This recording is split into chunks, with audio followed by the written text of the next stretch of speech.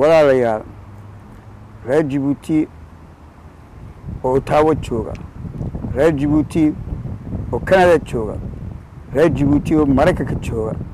reer Djibouti adduunka ku wala baahsan waa wala salaamantiin hagan Ottawa waxaa imid amardeegi bay cazmadeen amardeegina anigu waan ku farxay waayo waa xisbiga ومات إسماعيل عمر ربا إنه حوده كسابة نسيب هناك أمر ديجا وياديجا قبل اللي بحكي قاتان وياديجا ومدلسن أي أنا كنت جيبوتي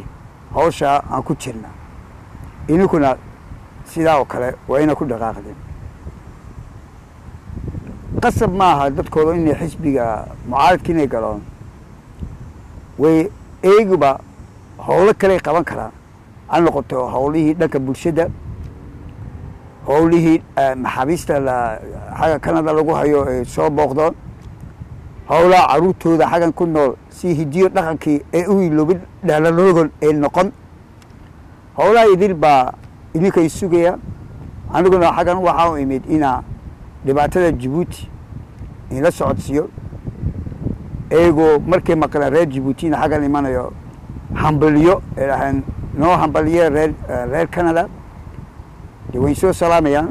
هوسنا انت نقولنسا وحويان ولا حلال reer Djibouti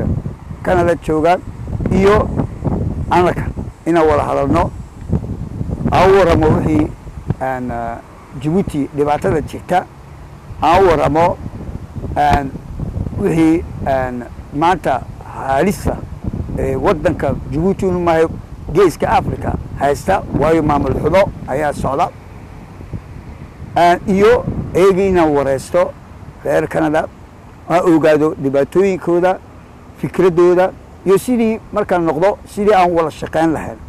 xiriirku waa inuu maalin walba ahaado xiriir maalin walba sidii aan wala shaqeyn lahayn inaan meel iska aan wala dhigno ayaa hagan u jooga